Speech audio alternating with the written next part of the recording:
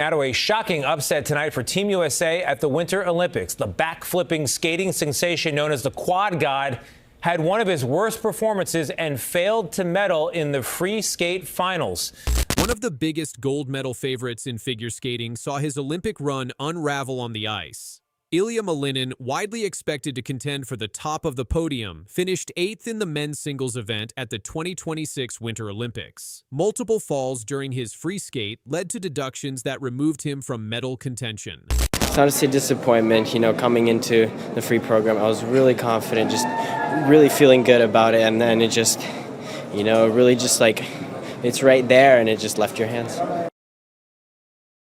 Honestly, I knew that, I should have made a mistake happen and should have tried to put it aside and focus on the next thing, but it's almost like I wasn't aware of where I was in the program. It was like, I felt like usually I have more time and more feeling of how it is, but this time it all went by so fast and I really didn't have time to make those changes or make that process different. Malinin entered the games with one of the strongest technical resumes in the field. He is known for landing the quadruple axel in international competition, a jump with 4.5 rotations that carries one of the highest base values in figure skating. In the lead up to the Olympics, he built programs loaded with quad jumps designed to maximize technical points under the International Skating Union scoring system. The Olympic men's singles competition was decided by the combined scores of the short program and free skate. Final standings were based on total points from both segments. During the free skate in Milan, Malinin fell multiple times. Under ISU rules, each fall results in a deduction. Those deductions lowered both his technical element score and overall total. According to reporting from USA Today, the fall significantly altered the outcome of the event. Christine Brennan wrote that Malinin's mistakes took him out of contention, documenting how the errors shifted the final podium picture. The deductions accumulated quickly under Olympic scoring regulations. Reuters confirmed that Malinin finished 8th overall. The Guardian reported that the pre-event favorites' falls reshaped the projected medal order. The official results placed him outside the top 3 and removed him from medal consideration. While Malinin struggled in the free skate, Kazakhstan's Mikhail Shaidorov delivered a clean, high-value performance. Shaidorov posted a combined total of 291.58 points to win gold. Japan's Yuma Kagiyama earned silver, and Shun Sato took bronze. The standings were confirmed by official Olympic results and international media coverage. Malinin's 8th-place finish represents a significant gap from expectations entering the event. In previous competitions, he had successfully executed multiple quadruple jumps, including the quadruple axel.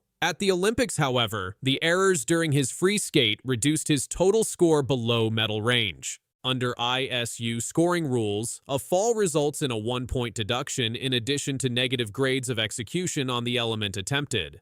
When multiple falls occur, the total reduction compounds. That scoring impact played a central role in Malinin's final placement. USA Today described the moment as a dramatic shift from pre-competition projections. The Guardian noted that Malinin's errors opened the door for other competitors to move up in the standings. Reuters detailed how Shaidorov's clean skate contrasted with Malinin's mistakes. The Olympic field included several skaters with strong technical content. Malinin's base value entering the free skate was competitive with the top contenders. However, successful execution determines the final score. Falls and under rotations directly reduce the technical element score and add deductions. Shaidorov's winning total of 291.58 points set the benchmark for the event. Malinin's final combined score placed him 8th, well outside podium position. Official scoring sheets reflect the element-by-element breakdown that led to that result. This outcome marks a significant moment in the 2026 Winter Olympics figure skating program. Malinin, recognized for pushing technical boundaries with quad content, was unable to convert that difficulty into a medal performance on Olympic ice. The final standings list Mikhail Shaidorov in 1st place, Yuma Kagiyama in 2nd, and Shun Sato in 3rd. Ilia Malinin is listed 8th in the official results. The men's singles event concluded with those confirmed placements. Media coverage from USA Today, Reuters, The Guardian, and BBC documented the scoring details, the falls during the free skate, and the resulting shift in the medal table. Bronze to Sato, Shun of Japan, silver to Kagiyama, Yuma, his teammate, and gold to Mikhail, Shaidorov of Kazakhstan. Oh my god, something happened that changed the Olympic figure skating standings in one night. Mikhail Shaidorov of Kazakhstan won the gold medal in men's singles at the 2026 Winter Olympics. He scored a personal best total of 291.58 points. The favorite before the event, Ilia Malinin of the United States, finished 8th after multiple falls. The men's singles event included both a short program and a free skate. Final results were based on the combined scores from both segments. Shaidorov's total of 291.58 points placed him first overall. Official results confirmed that Yuma Kagiyama of Japan won silver and Shun Sato of Japan won bronze. Shaidorov is 21 years old. According to Reuters, he delivered a free skate that included multiple quadruple jumps. His program also featured a triple Axel quadruple Salchow combination. That element carries one of the highest base values in men's figure skating. Clean execution of those jumps increased his total technical score. Reuters reported that Shaidorov said, "I still cannot believe it. I am so happy." He also said, "This is like a dream for me." Those quotes were published after the final standings were confirmed. His total score of 291.58 was identified as a personal best. That number was higher than every other competitor in the field. Judges awarded points for technical elements and program components. His successful quad jumps and combination passes played a major role in building that score. The BBC reported that this gold medal is the first Olympic figure skating gold in Kazakhstan's history. It is also Kazakhstan's first Winter Olympic gold medal since 1994. That makes this result significant not only in the event but also in the country's Olympic record. Ilia Malinin entered the competition as one of the top contenders. He is known for performing a quadruple axel in international events. However, during the Olympic free skate, he fell multiple times. According to The Guardian and Reuters, those falls resulted in deductions. He finished 8th overall. Under International Skating Union rules, each fall leads to a point deduction. When multiple falls occur in a single program, the total score drops quickly. Malinin's technical element score was reduced by those deductions. His placement moved outside the medal positions. Yuma Kagiyama secured silver with a combined score below Shaidorov's total. Shun Sato finished 3rd. Official scoring sheets confirmed the podium order. Kazakhstan stood at the top of the medal table for this event. Shaidorov's performance included several clean quadruple jumps. Quadruple jumps require 4 rotations in the air before landing. Each quad has a high base value. When landed cleanly, judges add positive grades of execution. Those additional points raise the final score. The triple axel quadruple Salchow combination is one of the most difficult sequences currently performed in men's figure skating. It connects 2 high-value jumps in one pass. Successfully completing that element significantly increased his technical score. Reuters described the outcome as a major shift in the competition standings. The Guardian noted that Malinin's errors changed the projected medal order. BBC coverage confirmed the historical impact for Kazakhstan. The Olympic judging panel evaluated skating skills, transitions, performance, composition, and interpretation under the program components section. Shaidorov's overall program component score contributed to his winning margin. After the results were announced, Reuters quoted Shaidorov saying, "I worked so hard for this moment." That statement appeared in post-event reporting following the medal ceremony. The final combined total of 291.58 points stood above all other competitors. Kagiyama and Sato followed in 2nd and 3rd place. Malinin finished 8th. Official Olympic data confirmed the placements. Kazakhstan had not previously won an Olympic gold medal in figure skating. This result adds a new milestone to the nation's Winter Games history. The BBC identified this medal as the country's first Winter Olympic gold since 1994. The competition took place during the Milan Cortina 2026 Winter Olympics. Men's singles figure skating remains one of the most watched events at the Games. Scores are calculated through a detailed judging system that includes base value, grades of execution, and program components. Shaidorov's technical content placed him among the highest base value skaters of the event. Clean execution allowed him to maximize those values. The absence of major errors helped preserve his total score.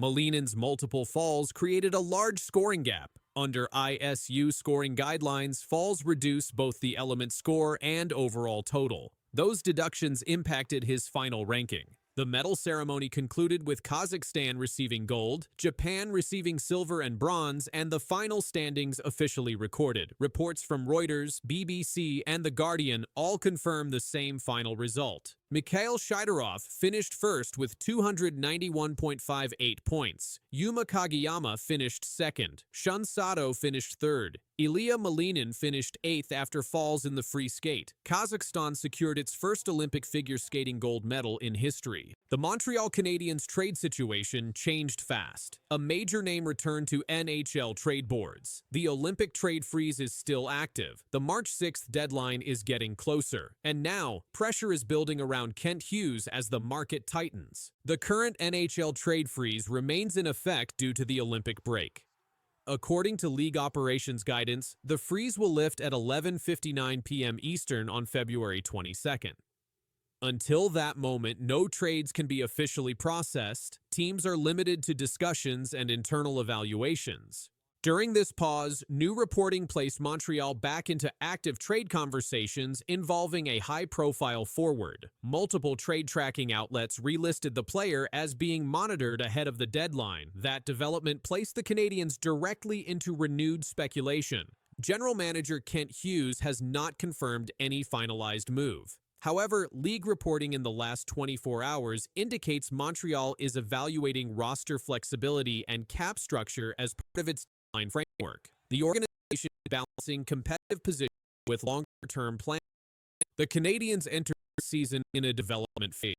Over recent weeks, internal improvement has been noted, including stronger production from younger players. Juraj Slavkovsky scored twice in Slovakia's Olympic opener, drawing league-wide attention during international play. His performance adds another variable to Montreal's forward evaluation process. The Olympic tournament has temporarily shifted focus away from NHL action. However, front offices continue to operate behind the scenes. General managers across the league are using this window to reassess needs before the trade freeze ends. For Montreal, recent trade reporting centered on forward depth and contract management. The Canadiens have salary commitments that require careful navigation before absorbing additional contracts. That financial structure directly impacts what type of move is realistic before March 6th. Several teams around the league have recently pulled players off the market, shrinking available inventory. That reduction affects all buyers, including Montreal. Fewer available forwards mean increased demand for those who remain listed in trade discussions. League insiders reported that Montreal has monitored multiple scenarios, including potential hockey trades rather than rental acquisitions. A hockey trade typically involves exchanging roster players with term remaining on contracts. That type of move can preserve long-term balance.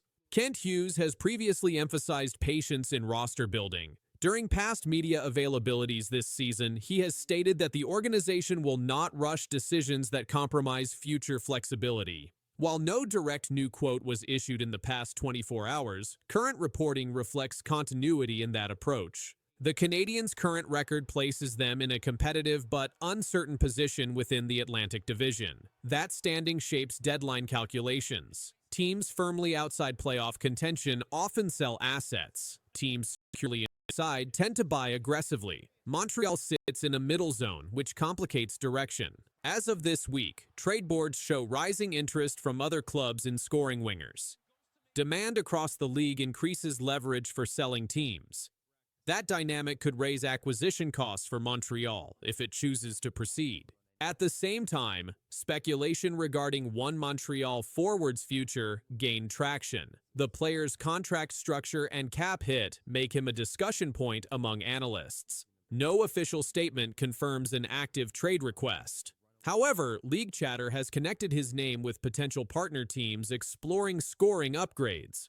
This renewed attention follows a quieter stretch earlier in the season. The timing aligns with the approaching deadline window. Once February 22nd passes, teams will have roughly 12 days before March 6th to finalize transactions. The Canadiens' front office must weigh multiple factors during that short period. These include current roster chemistry, long-term development of prospects, draft capital, and financial constraints. Slavkovsky's Olympic showing adds context to the forward group's trajectory. International performances often influence perception across the league. Strong play can increase a player's market value or reinforce internal confidence in retaining certain assets. Montreal's leadership structure also shapes decisions. Head coach Martin St. Louis continues to oversee a roster that blends youth and veterans. Coaching deployment trends may factor into trade discussions if certain players are used in reduced roles. League sources in the past 24 hours emphasize that Montreal has not publicly committed to being a buyer or seller. That ambiguity is strategic. It prevents other teams from gaining leverage during negotiations. The trade market this season has shown volatility. Earlier rumored targets around the league have either signed extensions or been removed from availability. This has narrowed choices for multiple teams. For the Canadiens, that contraction increases urgency. If management identifies a preferred move, waiting too long could eliminate the option entirely. The March 6th deadline is firm. After 3 p.m. Eastern on that date, no further trades are permitted until the offseason. This timeline compresses decision-making into a limited span once the freeze lifts. Montreal's current cap space will determine flexibility. Absorbing a significant contract may require moving salary in return. That can complicate negotiations. League analysts note that hockey trades are harder to complete than rental deals because both teams must exchange present value. Montreal's willingness to consider either route remains under evaluation. The phrase, "trade plans destroyed," reflects how quickly circumstances have changed. Within days, fresh reporting reshaped perception of availability and leverage. Kent Hughes and his staff continue internal meetings during the Olympic pause. Scouting departments are compiling updated reports. Conversations with other general managers remain ongoing, even if no transactions can yet be finalized. The Canadiens' position is not static. Standings could shift before the deadline. Injuries across the league may create new demand. Contract talks in other cities may reopen unexpected options. All of these elements intersect within the next 2 weeks. Montreal's approach must account for competitive goals, financial structure, and player development. Public reporting confirms the organization is actively reviewing those layers. When the freeze lifts at 11:59 p.m. Eastern on February 22nd, the next phase begins. From that moment until March 6th, trade activity across the NHL is expected to accelerate. For now, the Canadiens remain in evaluation mode. Trade boards show their name attached to renewed speculation. League insiders continue to monitor developments closely. The deadline clock continues to move forward.